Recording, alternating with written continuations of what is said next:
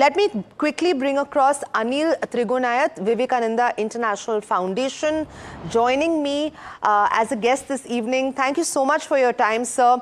I'm going to get right into it. How do India's objections, whether it is with regards to IMF or the World Bank, align with the broader foreign policy, especially in the context of counter-terrorism and financial accountability? We're seeing a new India and a new playbook.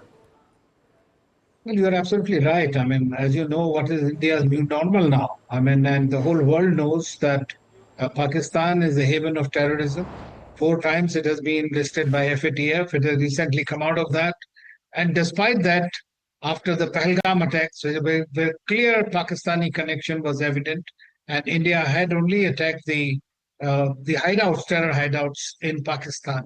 And everybody knew about it. And this was very clear that the Pakistani generals were there at the funeral of these terrorists who are designated by the United States and the West. And at that time, giving $1 billion package out of the already $7 billion then, and on May 9th, was in itself an affront to the civilized world, in my view.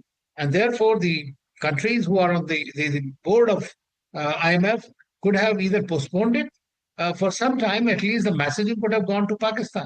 Now these kind of activities embolden Pakistan. So this is very clearly our policy, and that is one of the reasons that we have about 7 delegations of members of parliament from across party lines going to different countries, trying to convince those major countries that they need to take a principled view of what things. The money that is being given, where it is going, what is going to be used, whether the country is using for war or for what, for promoting terrorism, which it is doing.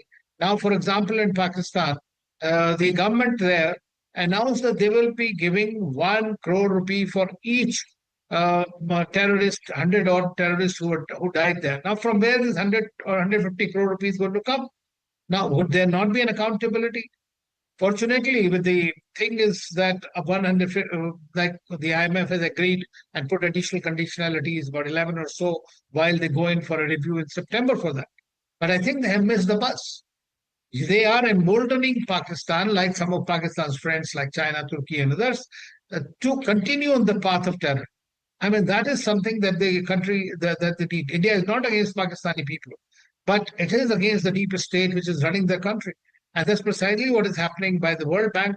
And I'm quite sure that we will be conveying our concerns to all such organizations. They must have some conditions. They must have proper mechanisms to monitor these, and not just blindly go in because of the geopolitical reasons that some governments follow or continue to do so. Absolutely, sir. Sir, as a former ambassador, if the World Bank does not act, if you could just take us through what are India's alternative strategies to curb Pakistan's access then to international funds? Well, I think it is very difficult. The one thing is that every country is provided a certain voting rights of the World Bank, as you know.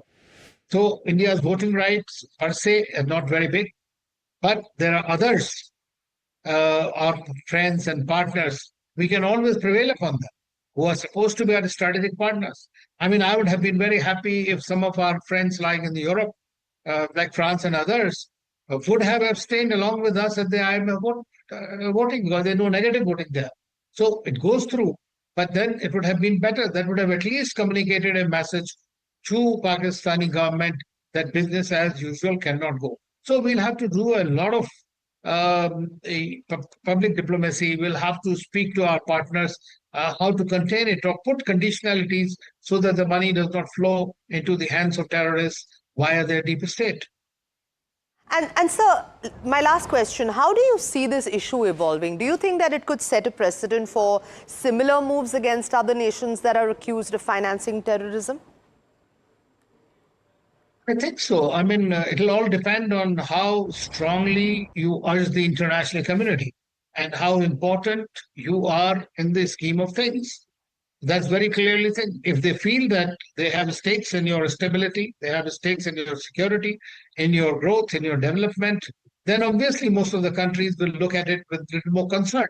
But if they think that certain countries are just not good enough for their equation, then they might not pay much attention to them. Basically, at the end of the day, this is the current international system is post 1945 The Bretton Woods institutions need tremendous reforms, bring about the changes that have happened in this 21st century and not reflect the 20th century realities. So that's what India is trying to do. The reforms in the IMF, reforms in the World Bank, reforms in the United Nations, those will come about when the large community of nations, the committee of nations, will be able to uh, have the legitimate voices heard in that, and they could be part of the developmental process in the world, and of course confront these global challenges. One should not think that terrorism against India located just be contained in India.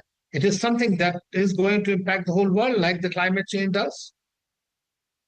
Anil Trigunayat, Distinguished Fellow, VIF and former Ambassador, sir, thank you so much for your time.